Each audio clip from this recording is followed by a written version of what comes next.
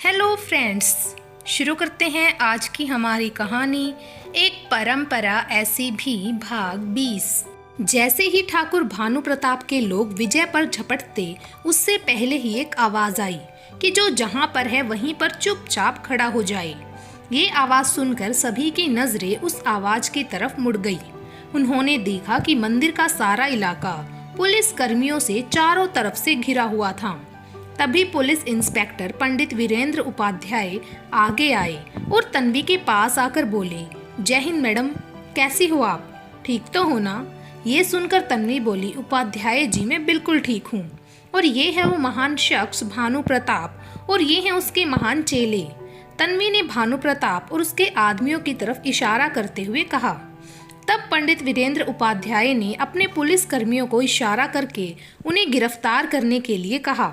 पुलिसकर्मी आगे बढ़कर ठाकुर भानु प्रताप को गिरफ्तार कर पाते उससे पहले ही ठाकुर भानु प्रताप बोला, थारे को पता है कि मैं कौन हूँ? ये सुनकर तन्वी ने एक जोरदार तमाचा ठाकुर भानु प्रताप के गाल पर जड़ते हुए कहा, अच्छे से पता है कि तू कितना बड़ा घटिया और कमीना इंसान है। इससे पहले कि यहाँ सबके सामने तेरी और बेइज्जती हो, चुपचाप खड़ा रहे। ये सुनकर ठाकुर भानु प्रताप चुप हो गया, लेकिन उसकी आंखें गुस्से से धड़कने लगी। उसे और उसके आदमियों को गिरफ्तार कर लिया। तभी एक तमाचा ठाकुर भानु प्रताप के गाल पर पड़ा। ठाकुर भानु प्रताप ने जैसे ही देखा कि ये उसकी बहन निर्मला देवी थी, तब निर्मला देवी बोली, म्हारे को पता था कि भगवान एक दिन थारे को थारे कर्मों की सजा जरूर देगा। और देख, आज भगवान ने थारे कर्मों की सजा थारे को दे दी। तभी तन्वी वहां आई और बोली, ठाकुर भानु प्रताप, ये तेरी वही बहन है जिसे तूने घुट घुट कर जीने पर मजबूर कर दिया था, जिसकी हंसती खेलती जिंदगी को तूने नर्क बना दिया था। आज देख, भगवान ने तुझे तेरे कर्मों की सजा दे दी। तेरी बहन की गवाही ही तुझे सलाखों के पीछे पहुंचाने के लिए काफी है, लेकिन तेरे महान कार्यों की लिस्ट इतनी बड़ी है कि इतना जल्दी तो उनका समापन होगा नहीं। इतना कहना था कि ठाकुर भानु प्रताप के गाल पर दूसरा तमाचा पड़ा। ये तमाचा शारदा काकी और फरीद काका के उस बेटी का था जो अपनी इज्जत बचाने के लिए एक नौकर के साथ भाग गई थी। अपनी बेटी को देखकर शारदा काकी अपने आंसू ना रोक सकी। वहीं सभी लोग उसको देखकर हैरान थे। तब शारदा काकी की बेटी बोली, इस घटिया आदमी को अपने कर्मों की सजा भगवान देगा। भगवान के घर देर है अंधेर नहीं। तूने हमारी जिंदगी बर्बाद करने की सोची थी और हमारी बहन की जिंदगी बर्बाद कर दी थी। मैं दूंगी मैडम इसके खिलाफ गवाही, वो गुस्से में बोली। तब शारदा काकी आगे आकर ठाकुर भानु प्रताप से बोली, ठाकुर भानु प्रताप, तूने हमारी बेटियों की जिंदगी बर्बाद की थी, लेकिन आज माता रानी अपने ही आंखों के सामने कुछ गलत कैसे होने देती? आज देख, माता रानी ने तुझे तेरे कर्मों की सजा दे दी।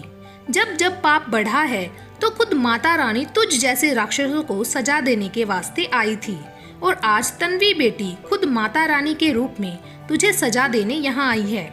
ये देखकर ठाकुर भानु प्रताप तिलमिला उठा, लेकिन अब वो कर भी क्या सकता था?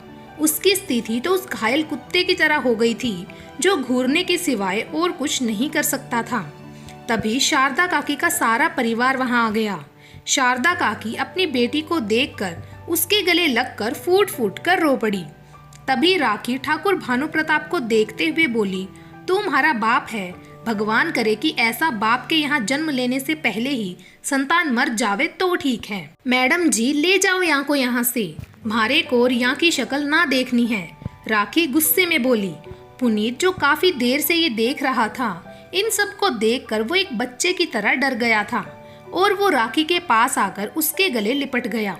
तब राखी बोली, बहुत हुआ हमारे भाई, अब तो इस कमीने इंसान के हाथों की कठपुतली बनने से आजाद है।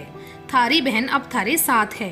तभी पूरे गांव वाले बोले, तन्वी बेटी, हम सब थारे साथ हैं। इस राक्षस को सजा दिलाने के लिए हम भी यहाँ के खिलाफ गवाही देंगे। तब तन्वी भानु प्रताप के पास जाकर बोली, तुमने रावण के बारे में तो सुना ही होगा कि वो कितना शक्तिशाली था, लेकिन उसका अंत कैसे हुआ था? वही हाल तेरा है। आज देख, तेरे खुद के अपने पूरा गांव तेरे खिलाफ है। अब तो तुझे भगवान भी नहीं बचा सकता। और हाँ, तुझे लगा था कि तू कितना ही बड़ा शातिर और चालाक है। तुमने कहा था ना ठाकुर भानु प्रताप कि मैं तुम्हारे जाल में फंस गई हूँ, लेकिन मैं तुम्हारे जाल में नहीं फंसी थी। उल्टा तुम मेरे जाल में फंस गए थे। तुमने सुना ही होगा कि कानून के हाथ बहुत लंबे होते हैं, जिससे बचकर कोई भी मुजरिम नहीं जा सकता, जैसे तुम नहीं बच पाए। तुम्हें यही लग रहा होगा कि ये सब कैसे हुआ, तो सुनो। जैसे ही शारदा काकी की शिकायत पर मैंने यहाँ आने का फैसला किया, तो मैंने पहले से ही गुप्त तरीके से अपने पुलिस कर्मियों को भी तुम्हारे खिलाफ सबूत इकट्ठा करने के लिए लगा दिया। सबसे पहले मैंने राखी से तुम्हारे बारे में जाना और तुम्हारे खिलाफ सारा बयान एक टेप रिकॉर्डर में रिकॉर्ड करके आगे भेज दिया। तुम्हें सजा दिलाने के लिए राखी का बयान काफी था, लेकिन मैं जानती थी कि तुम कितने बड़े शातिर इंसान हो, तुम्हारी आगे तक पहुंच है। इसीलिए तुम्हें सजा दिलाने के लिए एक नहीं, तुम्हारे सारे कारनामों की लिस्ट तैयार करनी होगी। अब दूसरा, जब मैं यहाँ तुम्हारे घर पर रहने के लिए आई तो मुझे पता था कि तुम्हारी गलत नज़र मेरे ऊपर है। सबसे पहले मीना से हमें पता चला कि कैसे सीमा काकी की बेटी के साथ तुमने गलत करना चाहा। धीरे धीरे मैंने सीमा काकी से भी तुम्हारे बारे में सच जाना। पहले तो सीमा काकी तुम्हारे डर की वजह से कुछ बताने को तैयार नहीं थी, लेकिन मैंने उसे विश्वास दिलाया कि तुम्हें इसकी कानों कान खबर नहीं होगी और तुम्हें अपने कर्मों की सजा भी मिलेगी। फिर राखी की तरह सीमा काकी का भी सारा बयान रिकॉर्ड करके आगे भेज दिया। मैं तुम्हारे पल पल की खबर रखती थी और इसमें मेरी मदद करती थी तुम्हारे जुल्मों की शिकार सीमा काकी। सीमा काकी, मीना, ना जाने कितने लोगों के बयान मेरे पास तुम्हारे खिलाफ टेप रिकॉर्डर में थे, जो सब मैंने आगे भेज दिए। तुम्हें लगता है कि तुम्हारी बहन निर्मला देवी के यहाँ हम गए थे तो तुमसे छुप छुपा कर गए थे, लेकिन ऐसा नहीं था।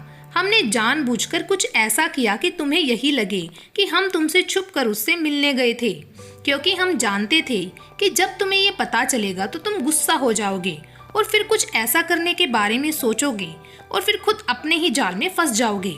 देखो, आज तुम अपने ही जाल में फंस गए।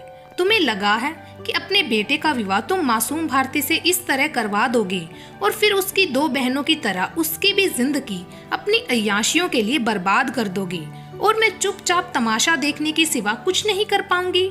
यही सोचते थे ना तुम? भारती के परिवार की और तुम्हारी पल पल की खबर मेरे पास थी। पूनम जिज्जीसा को तुम कहते हो कि तुमने झूठ बोलकर उसे यहाँ बुलाया है, लेकिन ऐसा नहीं था। जानबूझकर मैंने अपने कमरे में पूनम जिज्जीसा की फोटो रखी, जिसे देखकर तुम्हें हमारा सच पता चले। मैंने ही पूनम जिज्जीसा से फोन करके यहाँ आने के लिए कहा था और उसे ये भी बताया कि तुमने अपने आदमियों से झूठ बोलकर यहाँ लाने के लिए भेज दिए हैं और इस तरह अनजान बनते हुए वो तुम्हारे लोगों के साथ आ गई। लेकिन ये सिर्फ तुम्हें फंसाने के लिए मेरा बिछाया हुआ एक जाल था और तुम्हें लगा कि तुम मुझे झूठ बोलकर यहाँ लाओगे और फिर से कोई घिनौना काम करोगे और मैं बेबस लाचार तुम्हारा साथ देने की बजाय कुछ नहीं कर पाऊंगी और तुम्हारे इन काले कारनामों का किसी को कोई पता नहीं चलेगा। लेकिन ऐसा नहीं है। मुझे इन सब के बारे में पहले ही पता था, क्योंकि सीमा काकी ने मुझे इन सब के बारे में पहले ही खबर दे दी थी। और हाँ, जब मैं दुल्हन के वेश में सजने के लिए अंदर गई थी तो ये सोचकर नहीं कि मैं तुमसे डर गई हूँ और तुमसे विवाह करने के लिए तैयार हूँ। ऐसा नहीं था ठाकुर भानु प्रताप।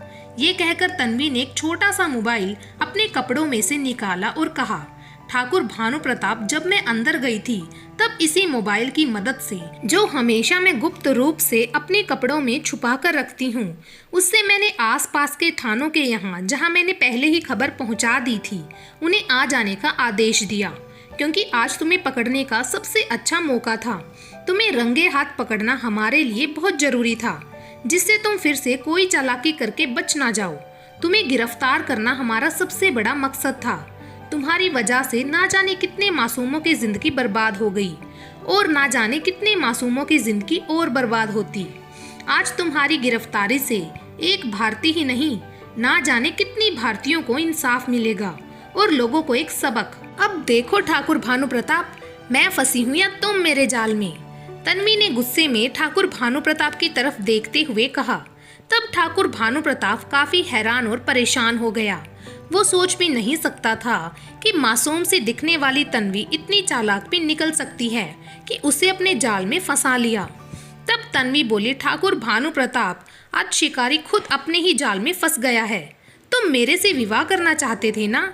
मेरा विवाह तो होगा, लेकिन तुमसे नहीं। तुमने कहा था ना कि आज का मुहूर्त पंडित जी ने अच्छा बताया है, तो आज मेरा और विजय का विवाह यहाँ इसी मंडप में तुम्हारी आंखों के सामने होगा और तुम कुछ नहीं कर पाओगे। आज की कहानी को यहीं पर समाप्त करते हैं। तो क्या लगता है दोस्तों, क्या विजय और तन्वी अपनी शादी का सपना पूरा कर पाएंगे या दोनों फंस जाएंगे किसी मुसीबत में? जानने के लिए पूरी कहानी बने रहे मेरे चैनल ढेर सारी कहानियां के साथ। Thank you.